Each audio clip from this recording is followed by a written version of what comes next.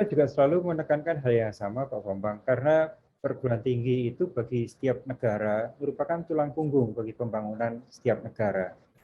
Kalau dulu TESA dari Bank Dunia itu mengatakan bahwa pendidikan tinggi itu sebetulnya bukan investasi yang baik oleh negara, sehingga fokus pembangunan pendidikan itu lebih pada pendidikan dasar dan menengah. Tapi tesis itu sekarang terpatahkan dengan fakta bahwa tidak ada satupun negara yang bisa maju tanpa ada inovasi, tanpa ada sumber daya manusia yang unggul untuk membangun negara tersebut. Sehingga investasi di pendidikan tinggi menjadi sangat penting. Jadi kehadiran perguruan tinggi itu sangat penting bagi kemajuan bangsa dan negara. Nomor satu itu, kenapa kita perlu punya pendidikan tinggi dan kenapa pemerintah harus membiayai pendidikan tinggi? Karena pendidikan tinggi mempunyai dampak minimal dalam dua hal. Menyiapkan sumber daya manusia yang unggul untuk pembangunan bangsa dan negara. Dan yang kedua, melahirkan inovasi yang harusnya itu menggerakkan industri, menggerakkan ekonomi, menggerakkan kemajuan sosial, budaya masyarakat.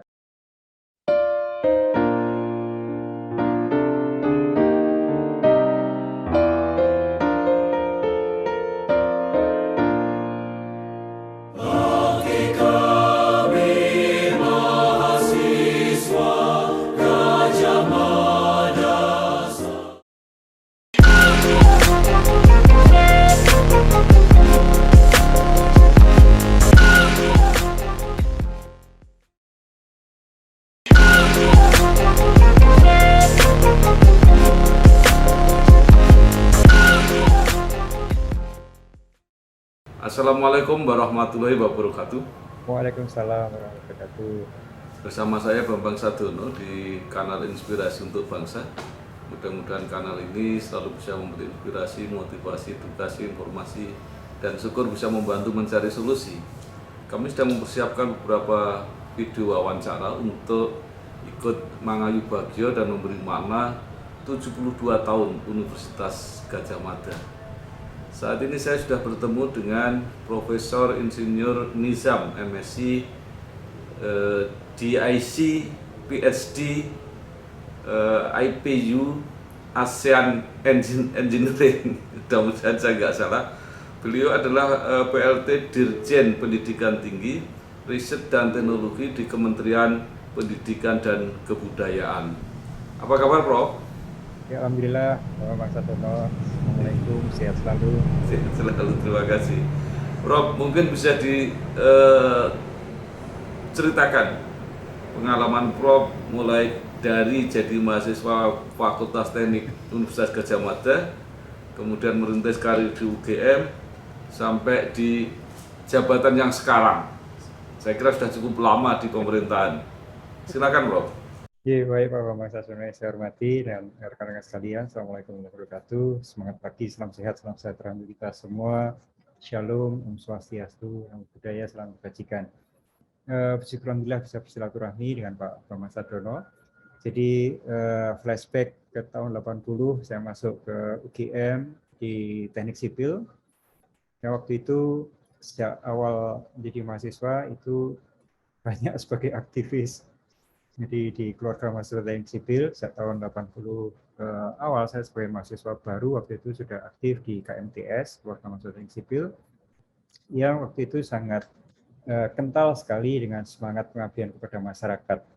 Setiap semester itu kami selalu bikin program untuk pengabdian kepada masyarakat, dan kalau kami bikin program itu all out betul-betul, dari mencari dana, buat programnya, kemudian mengimplementasikan program tersebut dari mulai bikin tong sampah sepanjang Jalan Malioboro, bikin air minum untuk masyarakat di pedesaan, bikin jembatan, membuat jalan dan sebagainya. Jadi seperti KKN tapi hampir sepanjang tahun, Pak Bambang. Jadi itu awal saya mengenal UGM dan itu memang membentuk kita ya. Jadi kepedulian kita pada masyarakat, dan saya itu merasa bahwa itulah ruh dan jiwa dari Universitas Gadjah Mada. Jiwa UGM itu kan lahir dari kancah revolusi, lahir dari masyarakat, maka selalu kita berpikir nomor satu adalah bagaimana kita bisa memberikan makna, memberikan manfaat bagi masyarakat luas.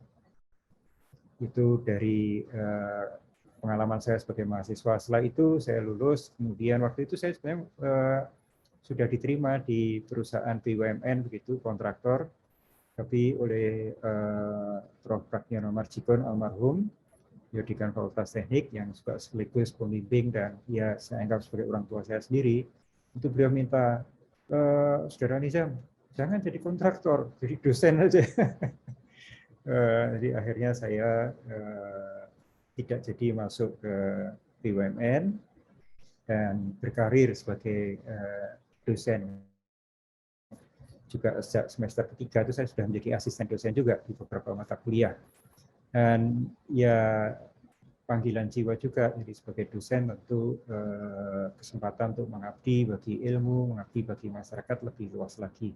Nah, saya meniti karir mulai dosen tahun 85, kemudian tahun 87 saya ditugaskan untuk studi lanjut ke UK, itu juga almarhum Prof. Pragniono yang mendorong saya untuk kuliah di Imperial College of Science and Technology, perguruan tinggi engineering terbaik di UK, atas arahan dari almarhum Prof. Pragniono Marjikon.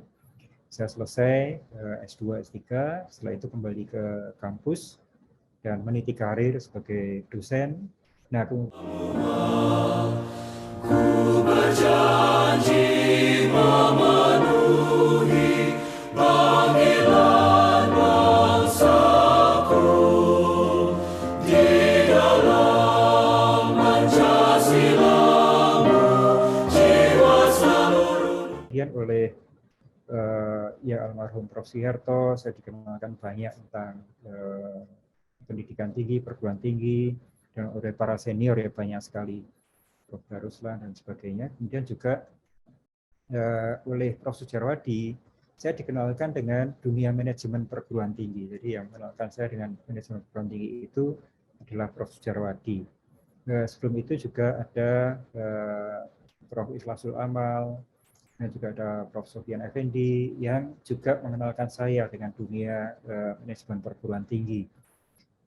Kemudian dari sanalah ketertarikan saya dan pengabdian saya ya jadi makin beragam, dari mulai sebagai dosen di bidang teknik sipil, di bidang teknik keairan, teknik pantai lebih tepatnya, kemudian di dunia manajemen perguruan tinggi, kemudian juga karena tadi semangat pengabdian masyarakat sejak mahasiswa sangat erat di hati saya. Jadi setiap ada bencana alam besar itu saya secara voluntary bergabung dan memimpin tim dari UGM untuk membantu berbagai macam upaya untuk rehab, rekon, dan penanganan bencana alam, mulai dari Aceh, kemudian di Jogja sendiri pada waktu itu, kemudian di Lombok, di Sulawesi, dan sebagainya. Nah, itu yang di pengabdian kepada masyarakat. Jadi berbagai macam program untuk mengatasi kebencanaan. Kemudian di dunia manajemen perguruan tinggi, ya seperti saya sampaikan, mulai dari Prof. Sujarwadi yang mengenalkan saya tentang apa itu perencanaan, apa itu manajemen perguruan tinggi. Beliau waktu itu sebagai sekretaris Dirjen Dikti, di mana dirjennya adalah Prof. Bambang Suhendro Teknik Kimia. Nah, saya dilibatkan dalam berbagai macam planning, mengkaji, dan sebagainya, sehingga kebablasan sampai sekarang masih kaki saya masih tertambat di lingkungan Kementerian Pendidikan dan Kebudayaan, Riset dan Teknologi hingga saat ini, Pak Bambang. Baik, Prof. Sebelum dilanjutkan tadi, saya pengen tahu tadi sejak mahasiswa aktif membantu masyarakat. Kalau tadi membantu membuat tong sampah dan sebagainya, mungkin biayanya masih ya ada tapi mungkin nggak terlalu besar. Tapi kalau sudah sampai membuat jalan, membuat jembatan, itu biaya dari mana? Ya, tong sampah pun juga lumayan, Pak Bambang. Itu waktu itu ya, karena sepanjang Malioboro itu banyak, ratusan yang kita buat. Nah, ini kita juga semuanya kerja dari mahasiswa waktu itu. Jadi kami itu boleh dikatakan satu semester itu mungkin separuh waktunya itu tidak di Jogja, tapi keliling ke Jakarta mencari uang pendanaan dari berbagai kementerian, sponsor, dan sebagainya. Jadi dulu semangatnya memang luar biasa, karena dulu kan belum tertib absen. absen kuliah itu bisa kita bolos nggak masalah. Jadi saya ingat waktu itu banyak bolosnya untuk cari uang itu, cari sponsor.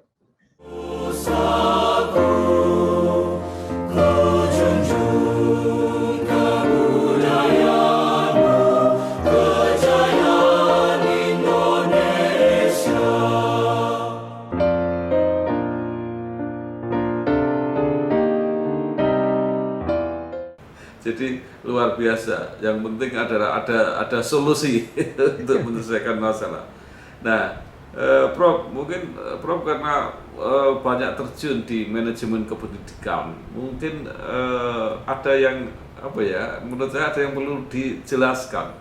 Kenapa pemerintah yang pernah memisahkan masalah riset dan pendidikan tinggi menjadi kementerian tersendiri tiba-tiba dipindahkan kembali gabung lagi dengan Kementerian Pendidikan dan Kebudayaan. Ini sekedar persoalan administratif, manajemen, atau memang ada sesuatu yang apa ya, yang fundamental? Iya, ya antara memisahkan antara pendidikan dasar menengah dengan pendidikan tinggi itu sebetulnya diskursus lama ya. Sejak dulu kita punya Kementerian PTIK disampaikan dengan Kementerian Pengajaran. Jadi dulu juga pernah nyambung, pernah pisah, nyambung lagi. Jadi ini diskursus lama. Nah, sedikit cerita tentang pemisahan Kemdikbud dengan Kemristek Dikti waktu itu. Sebelum itu tahun 2012 itu kita menyusun Undang-Undang Pendidikan Tinggi. Jadi waktu itu saya mendapat amanah sebagai sekretaris Dewan Pendidikan Tinggi dan ditugasi oleh Pak Menteri, Pak Dirjen untuk mengawal lahirnya Undang-Undang Pendidikan Tinggi tersebut. Waktu itu juga dengan Prof. Sofyan Effendi juga di dalam tim penyusunan Undang-Undang Pendidikan Tinggi tersebut. Nah, waktu itu kita banyak berdiskusi apakah sebaiknya Dikti itu terpisah dari Kementerian Pendidikan dan Kebudayaan atau apa, itu kita melakukan berbagai kajian. Nah, kemudian di kabinet Pak Jokowi yang pertama dulu, itu pilihan untuk memisahkan Dikti dari Kemdikbud terjadi ya. Jadi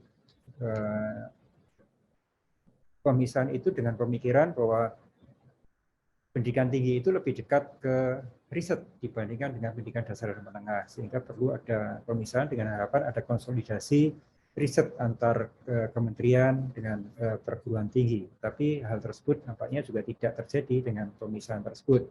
Sementara keutuhan sistem bangun pendidikan itu jadi terpenggal. Pendidikan dasar dan menengah di bawah Kementerian Dikbud, sementara pendidikan tinggi di bawah Kementerian Ristek Dikti. Sehingga kemudian ya dikembalikanlah bangun pendidikan itu sebagai satu bangunan yang utuh dari PAUD sampai dengan pendidikan tinggi. Diskursus atau pemisahan dan penggabungan semacam ini juga sebetulnya bukan hanya terjadi di Indonesia, di Malaysia pun negara tetangga juga begitu. Pisah sambung terjadi. Jadi memang dinamika dari kebutuhan. Masing-masing ada plus dan minusnya.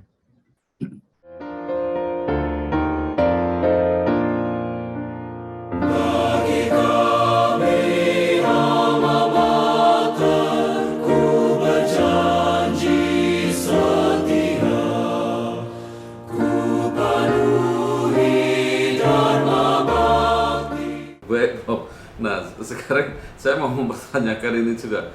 Jadi mungkin sekitar 10 atau 15 tahun terakhir ini ya, semua perguruan tinggi terutama yang negeri, ini orientasinya adalah mencapai ranking dunia, world class university, itu yang jadi cita-citanya.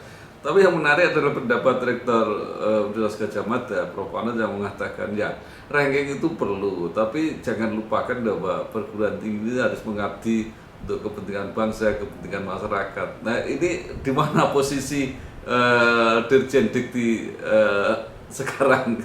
Ya. Saya juga selalu menekankan hal yang sama, Pak Bambang, karena perguruan tinggi itu bagi setiap negara merupakan tulang punggung bagi pembangunan setiap negara.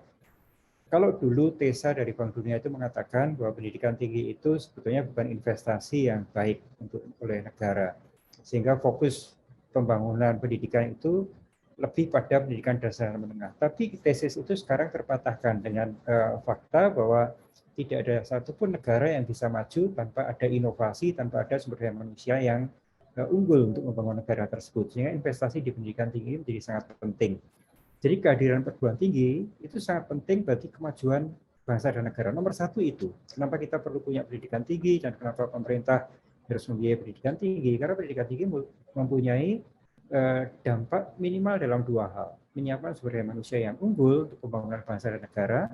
Dan yang kedua, melahirkan inovasi yang harusnya itu menggerakkan industri, menggerakkan ekonomi, menggerakkan kemajuan sosial, budaya masyarakat.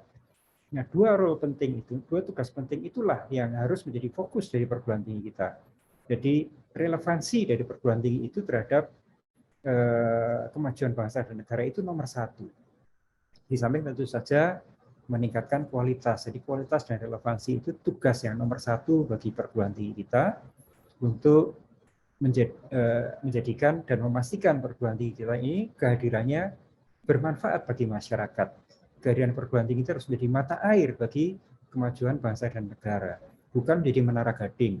Nah, kalau kita membangun dua hal tadi, mutu dan relevansi, maka penghargaan dunia itu konsekuensinya saja sebagai dampak saja. Jadi kita punya peringkat kelas dunia dan sebagainya itu sebagai dampak.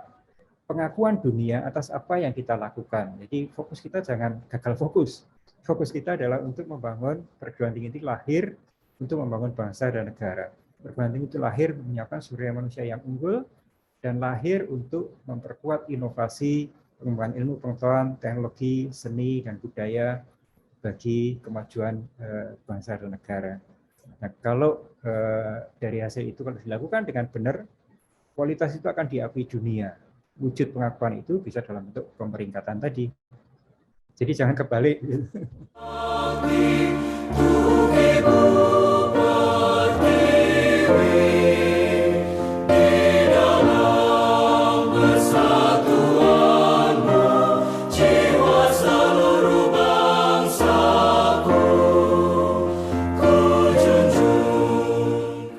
Baik, Bro. Nah, sekarang pemerintah mulai mengizinkan perguruan tinggi asing masuk Indonesia. Apakah ini apa nih basis kebijakannya itu untuk merangsang yang ada di perguruan tinggi di Indonesia atau untuk mencegah daripada yang kuliah keluar mungkin bisa lebih praktis, lebih dekat dan sebagainya gitu. Ya, dua-duanya. Jadi pertama kita harus berpikir untuk kepentingan anak-anak kita, kepentingan masyarakat, kepentingan anak bangsa yang ingin menimba ilmu, yang mendapatkan kompetensi, yang tentu berdaya saing. Itulah kenapa ya tadi misalnya katakanlah world class dan sebagainya, itu kan bagian dari itu, membangun daya saing bangsa. Nah, kehadiran perguruan tinggi internasional ke Indonesia itu untuk mendekatkan tadi anak-anak kita yang ingin mendapatkan yang orang tuanya sebetulnya mungkin kalau perguruan tinggi itu tidak ada di Indonesia, akhirnya mereka mengirimkan anak-anaknya ke luar negeri. Saat ini kalau tidak salah angkanya di sekitar 200.000 anak-anak kita itu yang belajar di luar negeri. Tentu dari kacamata devisa itu sangat-sangat besar ya. Jadi devisa yang keluar untuk membiayai anak-anak kita ke luar negeri itu besar sekali. Saya pernah menghitung itu lebih besar daripada APBN kita untuk seluruh perguruan tinggi kita di Indonesia. Nah, kalau devisa itu bisa tinggal di Indonesia, itu kan lebih baik. Dan juga kualitas perguruan tinggi, pendidikan tinggi di Indonesia juga akan meningkat. Kenapa? Karena perguruan tinggi asing yang membuka pendidikan tinggi di Indonesia itu wajib untuk bekerja sama dengan perguruan tinggi yang ada di Indonesia. Jadi kita punya benchmark lah. Tidak ya seperti apa namanya tidak ada pembandingnya sehingga kita merasa sudah sangat bagus. Padahal mungkin kalau kita benchmark dengan yang lebih bagus, tentu kita akan berusaha lebih bagus lagi. Jadi itu Pak Bambang. Jadi kehadiran perguruan tinggi internasional itu juga kita batasi yang memang kualitasnya bagus dan relevan, program-program yang ditawarkan di Indonesia yang mungkin kita belum banyak ditawarkan di perguruan tinggi kita. Dan yang kedua, ini harus bermitra dengan perguruan tinggi di dalam negeri sehingga lebih mendekatkan perguruan tinggi kita di dalam negeri dengan perguruan tinggi kelas dunia tadi yang hadir di Indonesia. Iya, ya Prof. Tetapi secara sosiokultural ya di masyarakat bahkan di kalangan dunia pendidikan tinggi sendiri itu apa ya lebih menghargai setingkat lulusan dari luar negeri daripada di dalam negeri. Itu sebenarnya seperti apa, Prof? Ya itu bagian dari mentalitas kita yang merasa rendah diri dibanding dengan bangsa lain ya. Justru dengan kehadiran perguruan tinggi asing ke Indonesia itu akan membuka mata kita. Oh ternyata kualitasnya seperti itu toh. Oh ternyata kita bisa loh yang seperti itu. Jadi ini juga bagian dari membangun itu Pak Bambang. Jadi kita dengan menghadirkan mereka di sini itu kita bisa melakukan benchmarking di mana kelebihan kita, di mana kekurangan kita, sehingga bisa terus melakukan peningkatan dengan benchmark yang jelas perguruan tinggi kelas dunia begitu. Itu salah satunya. Jadi justru sebaliknya bukan kita memperkuat mentalitas bahwa kita second class, tetapi dengan menghadirkan itu kita akan melihat oh yang seperti itu sebetulnya yang disebut dengan kelas dunia yang kita bisa mengejarnya kalau kita masih tertinggal atau bisa menunjukkan oh kita sama loh atau kita mungkin malah lebih unggul dalam beberapa hal.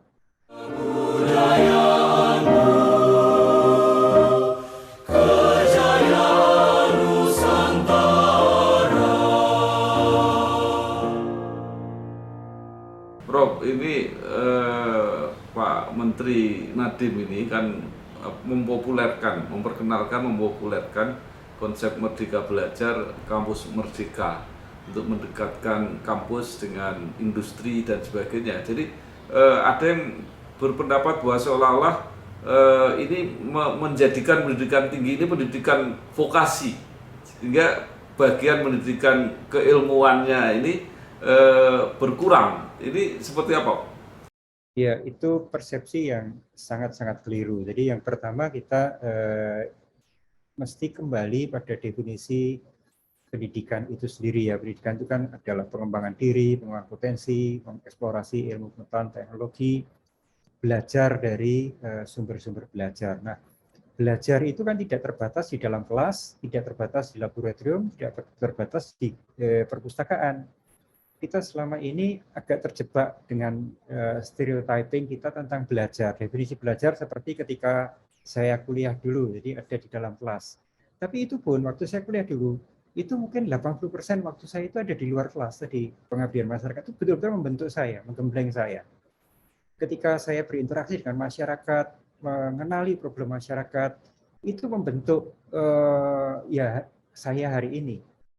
Di samping tentu pembelajaran di dalam kelas, ketemu dengan para dosen, kearifan para dosen, guru-guru saya, itu tentu juga sangat penting bagi perjalanan hidup saya. Tapi interaksi saya dengan masyarakat, interaksi saya dengan problem nyata di masyarakat itu yang betul-betul membuka mata kita. Bahwa belajar itu bisa dari manapun. Dari seorang petani pun kita bisa belajar. Dari pedagang kaki lima pun kita bisa belajar banyak. Nah, itulah yang dibuka sekarang ini. Kampus Merdeka itu tidak hanya magang di industri, Pak Bambang, tapi ada 9 ragam kegiatan Kampus Merdeka, mulai dari pertukaran mahasiswa, magang pun juga tidak hanya di industri. Saat ini ada sekitar 200 mahasiswa yang magang di DPR, Pak Bambang, untuk mengenalkan mereka tentang bagaimana legal drafting, bagaimana perdebatan politik. Jadi apa yang ada di dalam kelas itu diikuti secara nyata di dalam prakteknya. Ada yang di organisasi internasional dan sebagainya. Jadi sesuai dengan passionnya mahasiswa. Ada kewirausahaan, ada program-program kemanusiaan, ada program-program membangun desa. Jadi beragam sekali. Karena kita tahu dari berbagai survei baik di Indonesia maupun di internasional, ilmu yang kita peroleh, teori yang kita peroleh di perguruan tinggi yang betul-betul kita terapkan itu rata-rata di bawah 20%. 80% itu adalah ilmu yang diperoleh dari samudera kehidupan. Nah, kampus Merdeka ini membawa samudra kehidupan tadi ke dalam kampus, atau membawa kampus ke dalam samudra kehidupan tadi. Jadi mempercepat kesiapan para mahasiswa untuk menjadi seorang sarjana sejati, seorang saintis sejati, seorang intelektual sejati, dan seorang profesional sejati sebelum mereka lulus.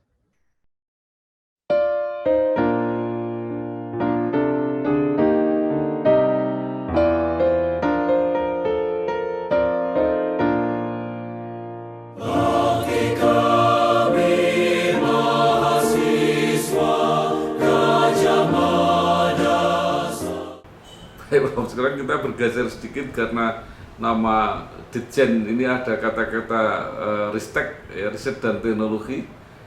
Apa saja yang dilakukan di Ditjen Ristek ini, dan di luar itu ada Badan Riset dan Inovasi Nasional. Itu bagaimana koneksinya, bagaimana perbedaan yang dikerjakan, monggo Pak. Oke, Pak Bambang, ini sangat menarik dan dinamika yang terjadi sangat dinamis. Kalau dari sisi tugas Dirjen Dikti Ristek, ini artinya kita selain menyelenggarakan pendidikan tinggi, juga kita merencanakan dan mengembangkan riset dan teknologi. Nah, karena ada BRIN dan ada Kemdikbudristek, ini kita bagi-bagi tugas. Semua riset dan pengembangan serta pengabdian masyarakat yang dilakukan oleh perguruan tinggi itu di bawah Direktorat Jenderal Pendidikan Tinggi, Riset dan Teknologi. Tapi semua riset yang dilakukan di luar perguruan tinggi, ada BPPT, ada LIPI, ada Eijkman, dan sebagainya, itu di bawah koordinasi BRIN. Jadi demikian pembagian tugasnya Pak Bambang. Jadi sangat jelas, sangat clear bahwa penelitian dan pengembangan pengabdian pada masyarakat di perguruan tinggi itu perencanaan, pendanaan, monitoring, evaluasi itu di Kemdikbudristek, sementara riset-riset di badan-badan penelitian yang di luar perguruan tinggi itu di bawah koordinasi BRIN. Tetapi, nah di sini interaksinya.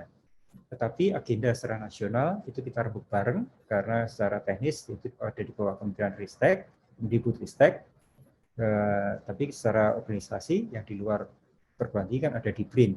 Jadi kita keroyokan dalam mencapai tujuan bersama membangun bangsa ini, kita keroyokan bergandengan tangan dengan BRIN. Program-program riset strategis misalnya yang kita sepakati menjadi program strategis nasional dikeroyok bersama dari perguruan tinggi dengan lembaga-lembaga riset yang berada di bawah BRIN.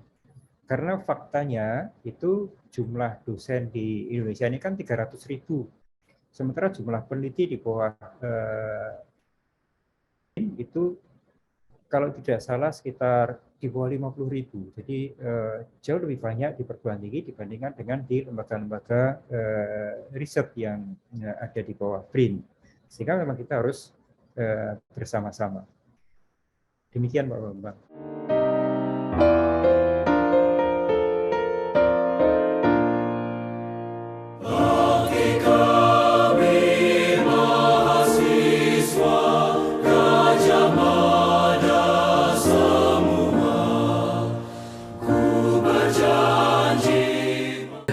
Baik, Prof. Nah, ini yang pertanyaan yang agak aktual. Sekarang orang sedang membicarakan Permendikbudristek Dikti nomor 30 tahun 2021. Itu yang mengenai pelecehan seksual di kampus. Nah, mungkin Prof. Nizam bisa memberi pencerahan. Ini sebenarnya apa sih masalahnya ini? Baik, jadi permennya namanya Permen tentang pencegahan dan penanganan kekerasan seksual di lingkungan perguruan tinggi. Selama saya menjadi Dirjen Dikti ini mendapat amanah sebagai PLT maupun sebagai Dirjen Dikti, itu banyak sekali keluhan dari adik-adik mahasiswa, dari BEM, kajian-kajian yang mereka sampaikan ke saya tentang fenomena kekerasan seksual ini Pak Bambang. Jadi ini seperti puncak gunung es ya. Kita melihat berita di media yang muncul 1-2 setiap tahun. Total setahun kemarin itu lebih dari 20 kasus yang muncul di media. Nah, kita lakukan juga kajian survei, ternyata besar sekali kejadian atau banyak sekali kejadian-kejadian kekerasan atau pelecehan seksual di perguruan tinggi, karena ya ada relasi kuasa, di samping itu juga ada banyak faktornya lah. Yang selama ini itu masuk peti es, jadi korban tidak pernah berani melapor karena tidak tahu kemana melapor, tidak ada mekanisme pelaporan. Mereka kalau melapor takut karena nanti namanya tercemar, kadang-kadang justru menjadi korban 2 kali, malah dipolisikan dan sebagainya. Jadi sangat-sangat memprihatinkan dan sangat-sangat kritis situasinya, Pak Bambang. Nah, oleh karena itu kita sejak tahun lalu melakukan kajian tentang kekerasan seksual ini, dan dari masukan-masukan dari perguruan tinggi, dari adik-adik mahasiswa, itu salah satu akar masalahnya itu karena tidak ada kejelasan tentang apa itu kekerasan seksual. Tidak ada regulasi tentang yang mengatur atau melindungi mahasiswa dari kasus-kasus kekerasan seksual ini. Oleh karenanya, jadi begini, misalnya ada laporan pun itu kadang-kadang rektor bingung, ini dasarnya apa ya untuk memproses atau memberikan sanksi. Itu sulit sekali. Kita sudah petakan undang-undang peraturan yang ada, itu tidak ada yang bisa mengcover ini. Nah, itulah latar belakang lahirnya Permendikbudristek nomor 30 2021 yang tujuannya adalah pertama untuk mencegah, kedua untuk menangani kekerasan seksual yang terjadi di lingkungan perguruan tinggi. Sehingga anak-anak kita, adik-adik mahasiswa, dosen maupun karyawan di perguruan tinggi itu akan merasa aman, akan merasa nyaman, merasa berada dalam lingkungan yang saling asuh, saling mengayomi, begitu Pak Bambang. Memenuhi panggilan bangsaku di dalam Pancasila-Mu, jiwa seluruh nusaku ku junjung. Baik Prof, mudah-mudahan ini memberi pencerahan pada kita semua yang sedang mengikuti perdebatan itu. Prof, ini kan UGM itu terkenal mempunyai basis karakter sebagai perguruan tinggi yang tadi dekat dengan masyarakat, kerakyatan, kemudian mempertimbangkan kepentingan nasional. Jadi semua orang Indonesia punya kesempatan untuk kuliah di UGM, berbasis budaya dan terutama juga berbasis Pancasila. Kalau direnung-renungkan ini kok sepertinya pas dengan misi Kementerian Pendidikan dan Kebudayaan, Prof. Iya, betul Pak Bambang. Jadi seperti saya sampaikan di depan ya, ruh atau jati diri UGM ini kancah revolusi. Lahir dari rakyat, lahir dari perjuangan, sehingga menjadi universitas perjuangan, menjadi universitas Pancasila, universitas budaya. Ini karena memang elemen-elemen yang melahirkan UGM ini lahir dari kancah perjuangan bangsa, lahir dari rakyat begitu. Dan selain itu juga nama besar yang dibawa oleh UGM ini kan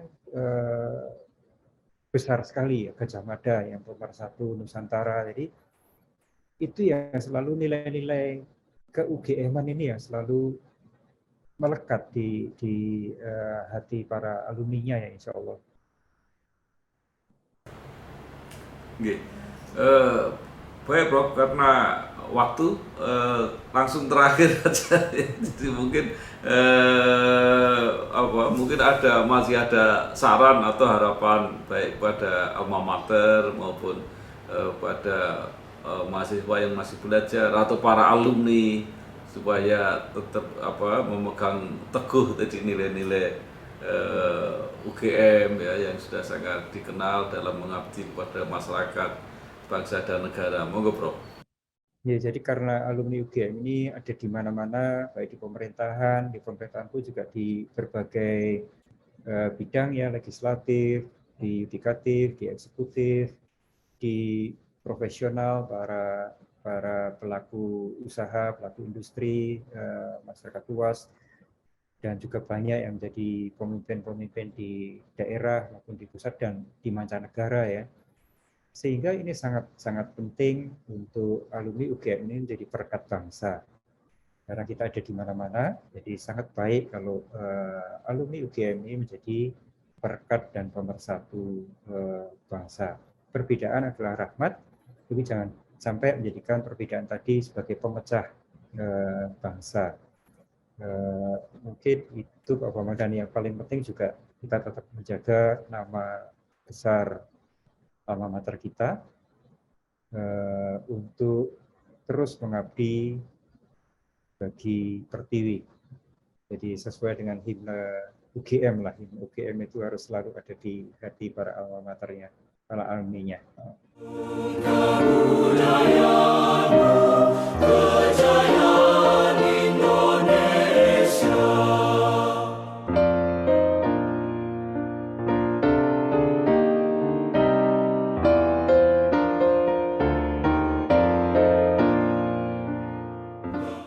Baik, terima kasih sekali Profesor Nizam, PhD.